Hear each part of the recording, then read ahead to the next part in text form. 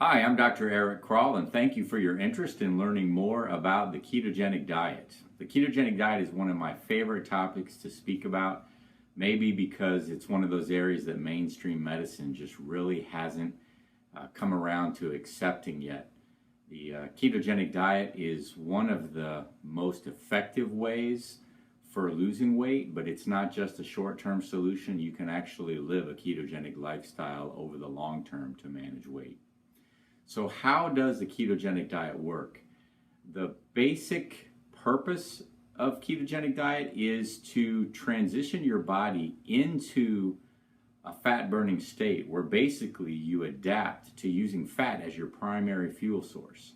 We never get to that state because we have so many carbs in our diet. But if you lower your carb intake low enough and keep your protein intake in moderation, your body will transition over a few weeks to where it uses fat as its primary fuel. As we'll talk about momentarily, the body prefers to use fat as the primary fuel. And I'll keep coming back to the role of insulin. Basically, when we consume carbohydrates, our body has to produce insulin to bring the blood sugar down. And whenever insulin is floating around in the body to a significant extent, it does not let the body burn its fat stores. So even if you're careful about watching your calories and you're laboriously tracking everything and you're exercising, doing everything you should do, if you get too many of your calories from carbohydrates so that there's more insulin floating around, it prevents you from burning fat. It also has to do a lot with why people will commonly plateau, because they get to a point where the insulin is just not allowing any further fat usage. So when you lower your carbohydrate intake and convert to fat burning, your insulin levels are extremely low, and you basically utilize either the fat that's in your diet or the stored fat that you have for energy. So basically with a ketogenic diet, we're talking about consuming about 75% of your calories from fat and about 20 from protein and 5 from carbohydrate. So I'm often asked, how does this really differ from Atkins? Because it sounds a lot like it. And there's a very important distinction. The Atkins diet has commonly become known as a low carb, high protein diet. And many people who go low carb get high protein. And it's understandable because we've been brainwashed all these years to think that high fat is bad for us. So if you're going to lower carbs, your only other option is to get lots of protein. But the problem with protein is, protein is good, but if you get too much protein, the body breaks that protein down into amino acids and converts it to glucose. So if you're trying to become ketogenic, trying to convert to using fat as your primary fuel, but too many of your calories are from protein, those amino acids will be converted to glucose, and it won't really let you fully adapt to using fat as your fuel. So in general, we need to keep protein intake to about 1 gram per kilogram body weight. So for an example, if your goal weight is 150, that's roughly 65 kilograms. So you would limit your protein intake to 65 grams a day. And we need to keep the carb intake below 20 to 30 grams a day to stay in ketosis. So what about ketosis? Is staying in ketosis over the long term bad for you? And I love that question. A year ago, I would have answered it differently. Doctors, nutritionists, many people in healthcare have the misconception that ketosis is bad for you because we're all trained about diabetic ketoacidosis, which is a dangerous state. And you cannot stay in ketoacidosis. But it all comes down to the amount of ketones we're talking about here. When a diabetic is in ketoacidosis, a life-threatening state, the ketone levels in the blood are anywhere from 10 to 20 or more. When we talk about nutritional ketosis, a healthy state, the blood ketone levels are really just 1 to 3. So this has nothing to do with diabetic ketoacidosis. Ketosis, nutritional ketosis doesn't trash your kidneys, your liver, cause you to leach your bones, all the things that I thought before I really looked into nutritional ketosis as a healthy way of living. So then the next question that always comes up, and I know you're dying to know, is how can it be good for you to eat all this fat? And that's really the crux of what I want to share with you today. We are brainwashed, mostly by the pharmaceutical industry, but we've all bought into this idea for the last 20 years that heart disease is caused by saturated fat and cholesterol. And while this is very important, when the saturated fat and cholesterol is consumed in the setting of carbohydrates, the high insulin levels cause that fat to be packaged into tiny particles, which certainly contributes to plaque development in your arteries and leading to heart attack and stroke. But many studies have shown, and these are well-designed studies, by the way, done in academic settings, not the kind of studies that you can buy to show whatever result you want. The studies have shown that when you consume high amounts of saturated fat and cholesterol, but in the absence of significant carbohydrates, so your insulin levels are low, ironically, the fat that you're eating mostly is being consumed for energy, so it doesn't matter anyway, but whatever does get packaged and metabolized is in big fluffy particles, which are actually pretty resistant to getting into your artery walls and causing plaque. So many studies in athletes and others who follow a ketogenic lifestyle, ironically, you could measure blood on a regular diet that's 30% fat and 40% carbs, and the amount of fatty acids and small bad cholesterol forming particles would be a lot higher than if you went on a ketogenic diet for 6 weeks or 3 months and did the blood again. The cholesterol levels might be a little higher, but cholesterol is just a number. What matters, and we know what matters, is the size of those particles. So you're much better off, you're more healthy from a standpoint of cardiovascular disease risk if you're getting 75% of your calories from fat, but only 5% from carbs, because of what we've just talked about, with particle size being the most important thing.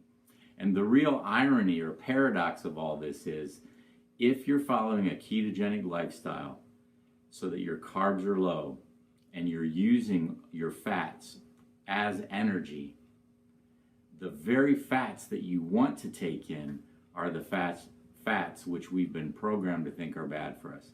Saturated fats are the best, most efficient energy sources because the body doesn't have to break them down. There's not all these double bonds in there that cause it to be less efficient as a fuel source. So fully saturated fats like coconut oil, butter, red meat, the actual fat on the beef, those are ideal as energy sources. So when you're following a ketogenic lifestyle, those are the kind of fats that you actually want to consume, and they're not bad for you for all the reasons that we've just talked about.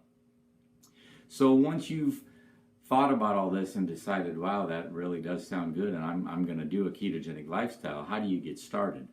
Well, basically, you do need to monitor your calorie intake so that you know that you're not getting too many carbs, and you know that you're not getting more than 1 gram per kilogram body weight of your protein.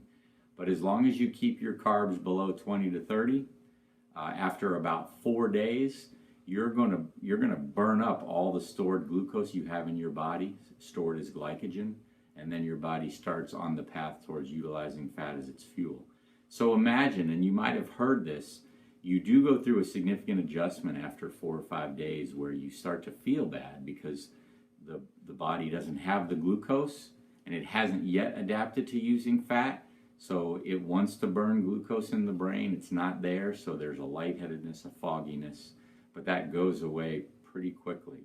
And you adapt a lot more quickly with a ketogenic diet than with Atkins when you're getting too much protein, because the high protein doesn't let you transition to fat burning as quickly, and so you don't have the glucose around, but you're also not adapting to using fat, so you basically don't have your primary fuel source at all, and you feel bad for a longer period of time. So it's also very important to track your ketone levels as you get started, and we do this simply by checking urine strips. So after 4 or 5 days, if you use a urine ketone strip, it'll turn bright pink or purple, indicating that you are releasing ketones into the bloodstream. And I also like to emphasize that for the first month or two, you can use those urine strips, but realize after 2 months or so, all those ketones that are released into the bloodstream are now being burned up for energy. So there really is not an excess to spill over into the urine. So after a couple of months, your urine strips will be negative, but you are in ketosis. So you really need to use blood ketone strips after a couple months to make sure that you're staying in ketosis. Because remember, it is important. I've told you that this is healthy for you to live this way, but that assumes that you're not getting hidden sources of carbs or too much protein and going out of ketosis. So it does require some monitoring just to make sure that you're staying in the healthy state of nutritional ketosis. So what if you are doing everything you're supposed to do and you're not going into ketosis? The most common reason for that is that you're getting too many carbs, hidden carbs, and that's why you need to be monitoring the carbs.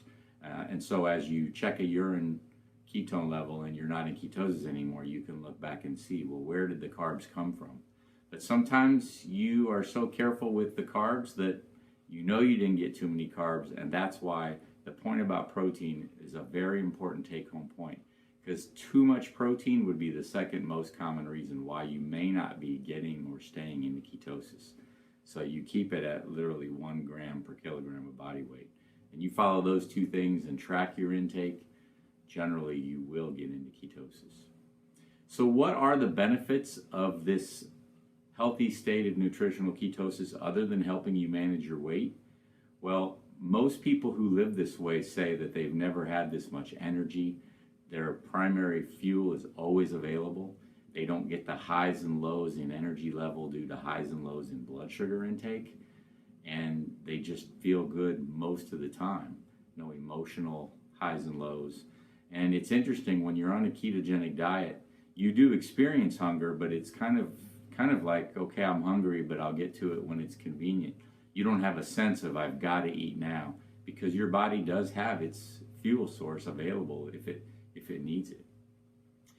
But there are more and more diseases which we're finding respond to a ketogenic lifestyle, mainly neurologic diseases, because as it turns out, our nervous system prefers to use fat as a fuel, so our nervous system functions better when we are living ketogenically.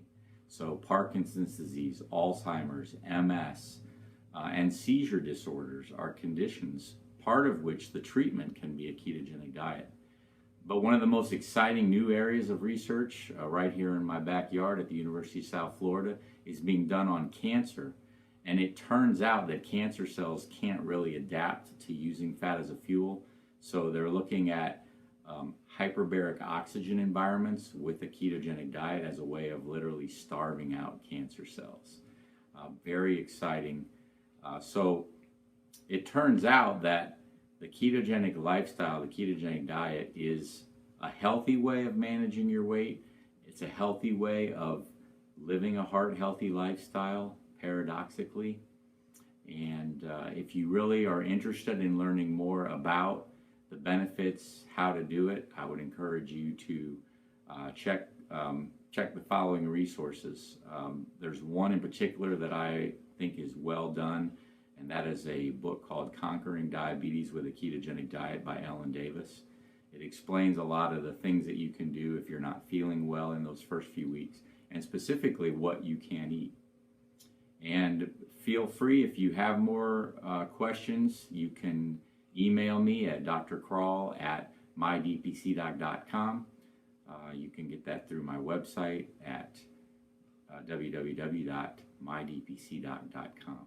So thank you again for your attention and your interest in this amazing topic. And as you try to move forward and follow a heart-healthy lifestyle and aim for good health and healthy longevity, please always remember that not enough time is a euphemism for not enough desire. Thank you.